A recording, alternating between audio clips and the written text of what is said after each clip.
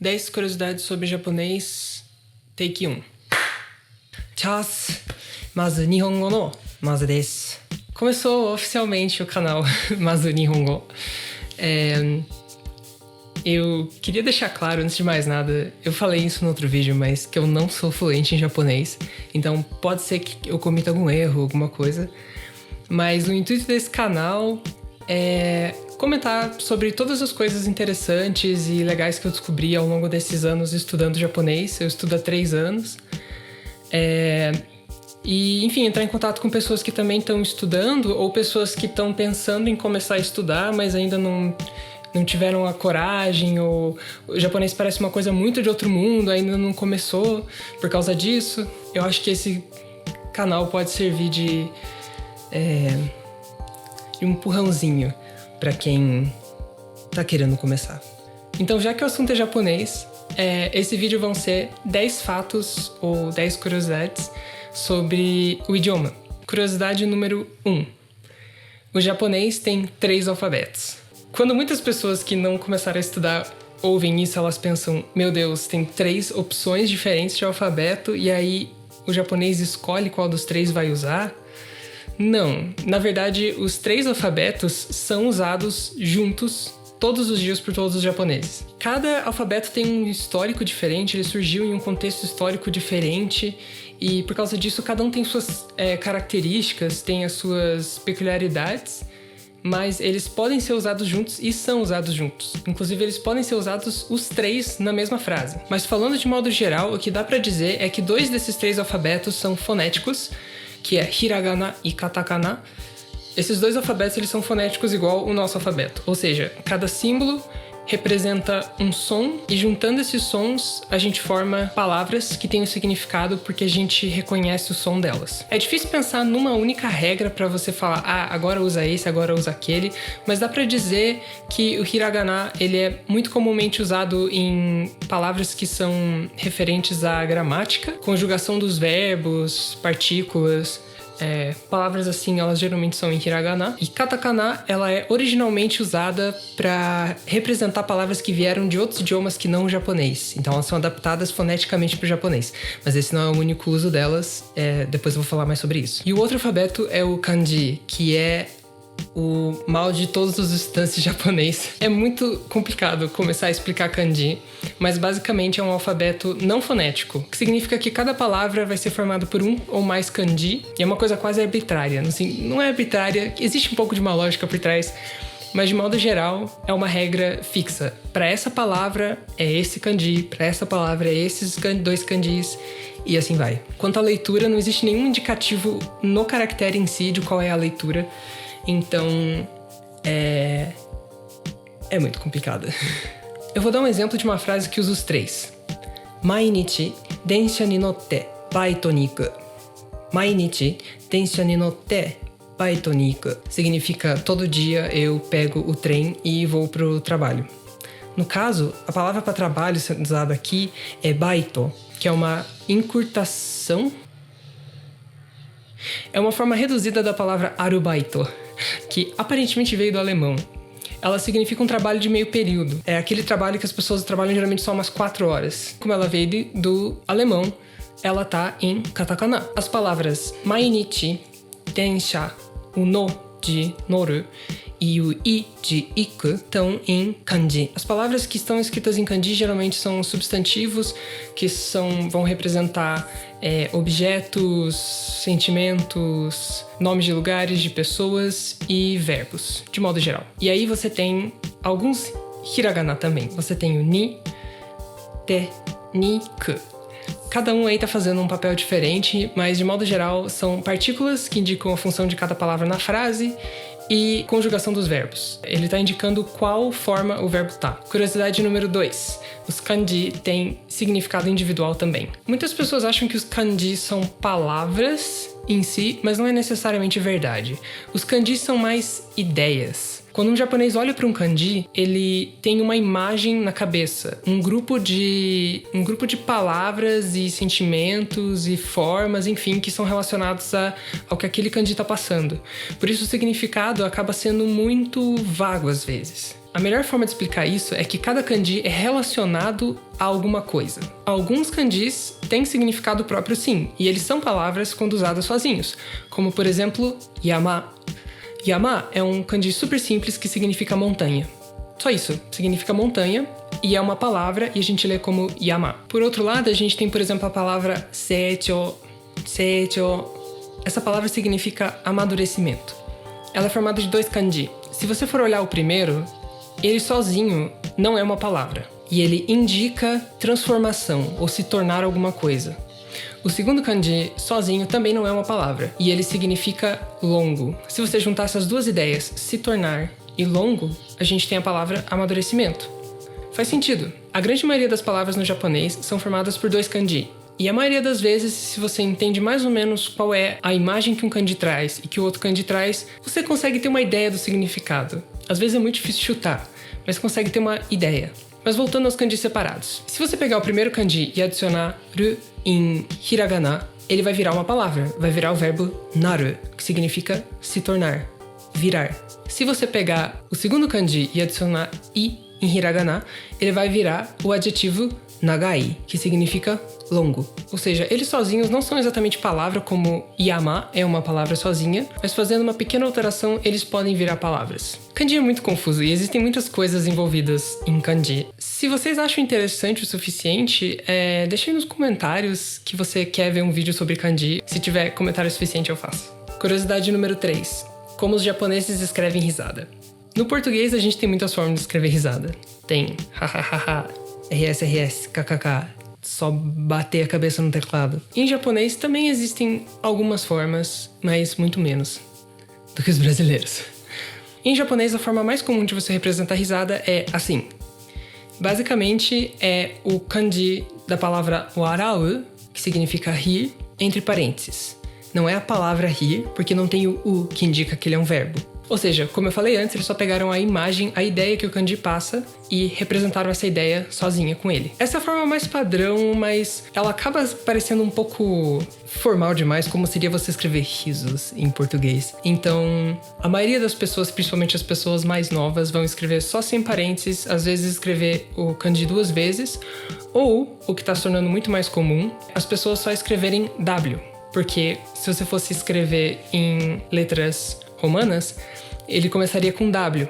Então, para representar a palavra inteira, eles usam só o W. Diferente do brasileiro, que escreve 1 milhão de Ks, geralmente 1, 2, no máximo 3 Ws é o suficiente. Ah, aliás, fun fact. Se você escrever muitos Ws, ele fica parecendo uma graminha. Então, por causa disso, algumas pessoas, quando vão representar uma risada ou falar que riram muito, elas usam o kanji kusa, que significa grama. Mas é uma coisa que soa muito internetês e muita gente acha tosco e não usa.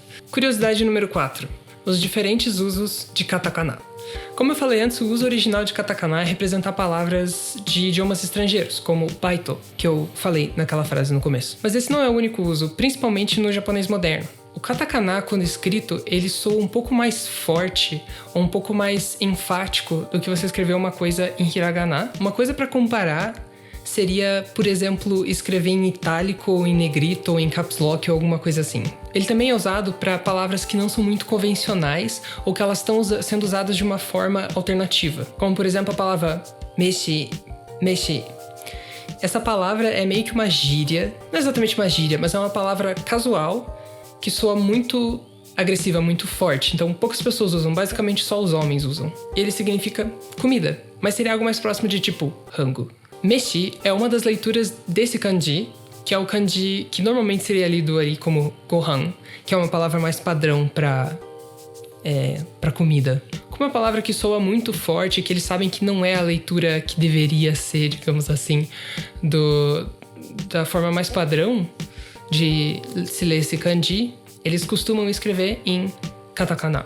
Outra coisa curiosa sobre o uso do katakana, principalmente você vai ver isso em mangás, é que o katakana, quando ele é usado numa palavra que normalmente não se escreveria em katakana, é que ele soa como se a pessoa que falou tivesse meio que uma segunda intenção, que tem algum motivo por trás dela ter usado aquela palavra ou ter falado daquela forma. Por exemplo, a palavra desu é uma palavra formal que é usada no final de frases. E ela indica um certo respeito em relação a outra pessoa. Se você vê um personagem de mangá que não gosta da outra pessoa, mas ele fala desu no final, e esse desu está escrito em katakana, muito provavelmente o autor tá querendo indicar que o personagem falou de uma forma meio esquisita ou de uma forma pra soar irônica mesmo. Porque ele não tem respeito pela outra pessoa, mas ele tá usando desu de uma forma irônica pra debochar da outra pessoa. Curiosidade número 5. O verbo é a última palavra na ordem da frase. Como você pode ter percebido na frase que eu usei ali lá pra primeira curiosidade, o verbo iku, que significa ir, é a última palavra na frase. Isso é uma coisa que confunde muito as pessoas que estão aprendendo japonês e que não são asiáticas, porque vários países asiáticos têm essa mesma ordem. É principalmente confuso quando a frase é muito comprida, porque parece que às vezes a frase só vai fazer sentido quando você ouvir ela até o final, e aí você precisa lembrar de todo o resto agora que você sabe o verbo. Mas é uma coisa que você se acostuma. Curiosidade número 6. Não existe espaço em japonês. Tá, na verdade existe mais ou menos, mas deixa eu explicar. Basicamente, o espaço que não existe no japonês é aquele espaço que a gente tem no português, que é para separar as palavras. Esse espaço não existe. Todas as palavras no japonês, elas são escritas juntas, sem nenhum espaço entre elas. A única vez que ela é usada para separar palavras é tipo em livros infantis para crianças que estão aprendendo ainda a escrever e elas só sabem hiragana, então para elas é muito difícil, para elas e para todo mundo, adultos também, é muito difícil ler um texto inteiro em hiragana. Então eles separam as palavras também para as crianças entenderem que cada palavra é uma coisa. Curiosamente, a vírgula no japonês ela também funciona de uma forma diferente do português. No português a vírgula é gramatical, existe uma regra para quando você usa a vírgula. Existem casos que você deve usar, casos que você não deve usar a vírgula. Em japonês, é uma coisa muito do feeling. A vírgula, ela é opcional sempre. E dependendo da situação, principalmente se a palavra antes da vírgula é muito curtinha e ela tá no começo da frase, eles acabam usando espaço no lugar da vírgula. É uma coisa opcional que eles usam só pra facilitar a leitura, pra outra pessoa conseguir ler mais fácil, mas não significa que ela é obrigatória ou gramatical. Por exemplo, a frase Kyou hon o yonda. Kyou hon o yonda significa hoje eu li um livro. Se você não colocar uma vírgula nem um espaço entre kyo e hon, esses três kanjis juntos podem ser lidos de outra forma. Você poderia ler o primeiro como ima, que significa agora, e os dois outros como nihon, que significa Japão. Então, o Japão, agora, alguma coisa. Pra não confundir, pra ficar fácil de entender que eu tô falando sobre hoje, muitas vezes eles vão escrever kyo, vírgula, ou espaço, hon o yonda. Curiosidade número 7. Como funciona o teclado em japonês? Basicamente, existem duas formas de escrever em japonês. Uma delas é o meu modelo favorito, que é esse aqui, que é um teclado que funciona a partir do hiragana. Então aqui você tem, cada botãozinho vai representar uma fileira do alfabeto, porque em japonês eles pensam o alfabeto assim: A, I, U, E, O, Kaki, Ku, Keko, Sashi, Su, Se, So. Então são fileiras. E então aqui você tem essa fileira do A, e se você só apertar o A, ele vai formar um A. Se você arrastar para cima, ele forma o U, E, O, I. Da mesma forma, Ka, Ku, Ke, Ko, Ki. E assim vai. Aqui é a fileira do Sa, do Ta, Na, Ha, Ma, Ya, Ra, Wa. Se você perceber, quando você escreve, o que você está escrevendo fica cinza. Isso significa que o teclado ainda não colocou aquelas palavras. Ele está primeiro te perguntando em qual alfabeto você quer escrever elas. Então, por exemplo, eu escrevi aqui Nihongo, que significa japonês. Se você olhar aqui embaixo, ele me dá uma série de formas diferentes de escrever, com várias combinações diferentes de alfabeto. Geralmente, a primeira vai ser a forma mais comum de escrever, a mais correta, né? Que aqui seria esses 3 caracteres que formam Nihongo, japonês. E o que é muito interessante é que ele reconhece as palavras e ele sabe mais ou menos quando usar cada alfabeto. Por exemplo, se eu escrever japonês é divertido, Nihongo ga tanoshii, você vai ver que a primeira opção que ele me deu tá correta. Essa combinação de kanji e hiragana é a forma correta de escrever Nihongo ga tanoshii. Às vezes ele erra, obviamente. E é um saco. Você tem que voltar lá e escrever de novo. Mas é basicamente assim que funciona. Existe uma outra forma que é usando o teclado QWERTY, que é o teclado que a gente usa mesmo.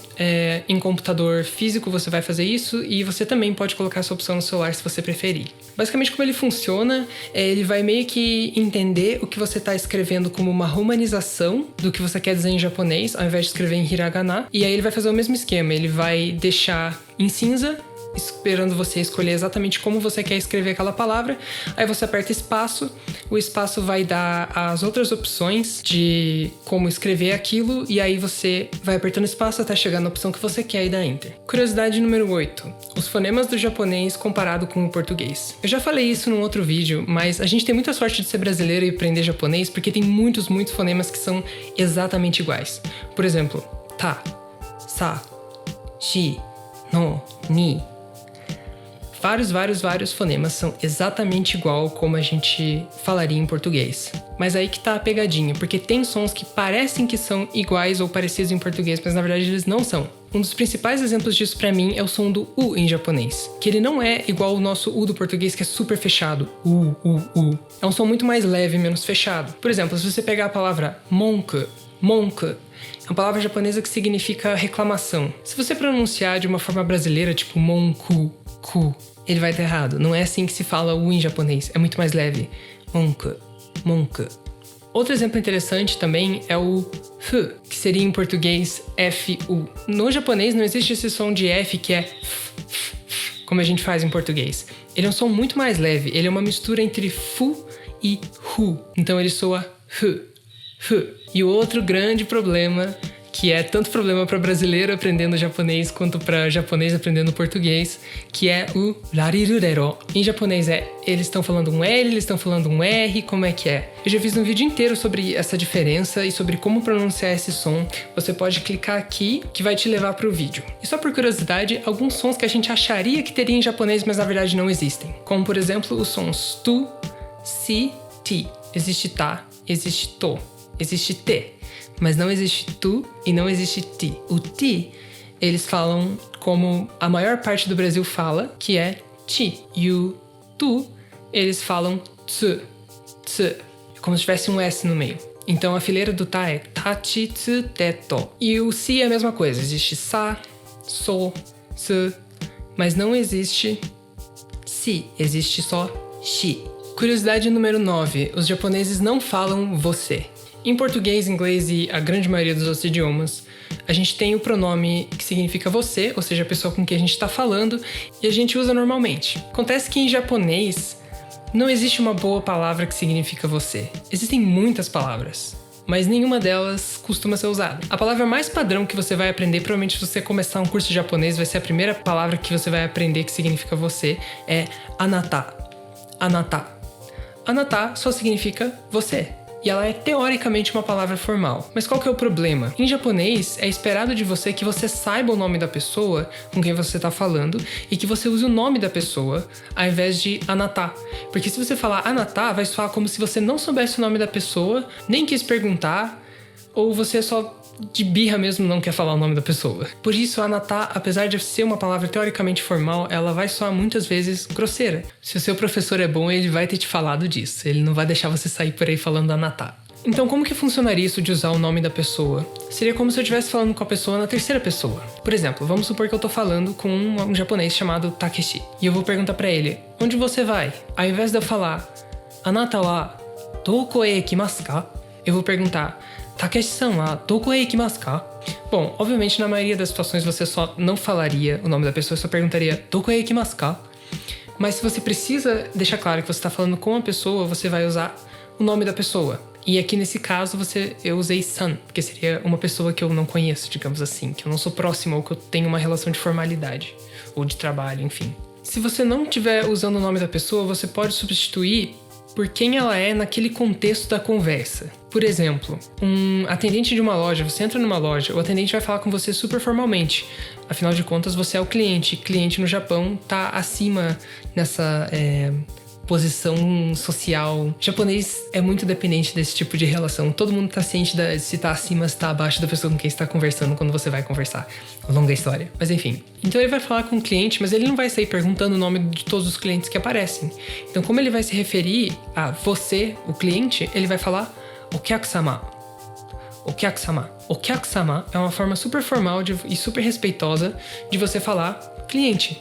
Então, por exemplo, se ele fosse te perguntar pelo que você está procurando, ele iria falar, e me desculpem o meu keigo, eu não sei keigo muito bem, então pode ser que esteja errado. Se estiver errado, alguém me avisa. Okyakusama wa nani o osagashi de irashaimasu ka? A mesma coisa acontece com as palavras kare e kanojo, que significa ele e ela, mas eu diria que essas duas palavras são muito mais tranquilas e mais usadas do que anata. Inclusive, existem outras palavras que significam você, como omae, kimi e tantas outras, mas elas são ainda mais ofensivas do que anata. Então, basicamente ninguém usa. Às vezes o que pode acontecer é uma pessoa muito mais velha que você, ou o seu chefe, ou um pai falando com criança, sei lá, que tem essa ideia de a posição da pessoa que tá falando tá muito acima da pessoa com quem ela tá falando. Elas meio que têm permissão pra usar essas palavras, mas é melhor não usar. Nunca, basicamente. O que é muito doido, porque se você tá aprendendo japonês e você tá assistindo anime, você vai perceber que o tempo inteiro os personagens falam kimi, omae e coisas do tipo. Mas pelo amor de Deus, não fale isso na vida real. Inclusive existem muitas gramáticas que são usadas em anime e tudo mais, que simplesmente não se fala na vida real, ou é melhor que não fale na vida real. Se você quiser que eu faça um vídeo comparando o japonês de fato utilizado no dia a dia e o japonês de anime, o que evitar em relação a japonês de anime, deixa nos comentários lá embaixo. E finalmente, curiosidade número 10, existem muitas palavras que significam eu. Diferente do português e de vários outros idiomas, não existe só uma palavra que significa eu. Em japonês existem muitas. Também cada uma tem seu histórico, tem o seu contexto em que ela nasceu, o que ela passou a significar ao longo dos anos. Existem muitas palavras, cada uma com suas peculiaridades. Mas eu vou falar das 4 principais, que seriam watashi, boku, ore, e uma palavra que na verdade é a mesma que o watashi, mas falada coloquialmente, que é atashi. O atashi é a palavra mais padrão e mais formal. Ela é usada em contextos formais e ela é usada tanto por homens quanto por mulheres. Quando você usa essa palavra, indica que você está sendo respeitoso com a pessoa e você sabe que é uma relação de que precisa de respeito. Os homens têm outras 2 opções, que é boku e ore. Boku também pode ser usada em algumas situações formais, mas de modo geral, ela costuma ser mais usada na linguagem informal. Menos o distante. Eu achei uma palavra que soa um pouco mais distante, assim, tipo, não te conheço, estamos ainda numa relação profissional apenas, etc. Boku soa um pouco mais próxima. E ore é uma palavra já completamente casual. É uma palavra que os homens só vão usar com amigos, família, enfim. Se você usar numa situação em que você não é próximo da pessoa ou você não tá acima dela, ore vai soar muito grosso. De novo, personagens de anime usam muito ore, então toma cuidado. Atashi é, na verdade, watashi, só que falado de uma maneira mais boca mole. É mais a linguagem coloquial, a linguagem falada. Ela pode ser ouvida, mas ela raramente vai ser escrita. As mulheres vão optar geralmente por escrever watashi mesmo. Se for uma situação formal, elas usam kanji. Se for uma situação informal, elas podem optar por simplesmente escrever em hiragana. Onde você vai ver atashi escrito é tipo mangá e etc, que é pra representar a linguagem falada e também o tipo de personalidade que a pessoa tem. Isso que é uma coisa muito interessante sobre todas essas palavras que significam eu. Elas dizem muito sobre como você se vê e como você vê a pessoa com quem você está conversando, ou no caso, a relação que vocês dois têm. Existem muitas outras palavras que significam eu, mas a grande maioria delas são extremamente antiquadas e são palavras que praticamente já morreram na fala do dia a dia, então não precisa se preocupar muito com elas. E é isso, essas são as 10 curiosidades que eu trouxe para vocês sobre o idioma japonês. Existem muitas outras coisas que dá para se falar sobre o idioma japonês, inclusive se você quiser ver mais vídeos sobre curiosidade, me avisa, deixa aí nos comentários que eu posso fazer um segundo vídeo. Mas eu acho que esse vídeo serviu para as pessoas que não têm muito conhecimento de como funciona o japonês, ter um pouco de uma ideia de como funciona. E espero que tenham percebido, me animo com essas coisas, porque realmente o japonês é um idioma muito divertido de aprender, muito divertido de falar. Tem suas dificuldades, mas é uma coisa muito gratificante que eu recomendo muito. このような動画をこれから求めたいと思ったらコメント欄でコメントしていただきます。チャンネル登録もお願いしますね。はい、また今度。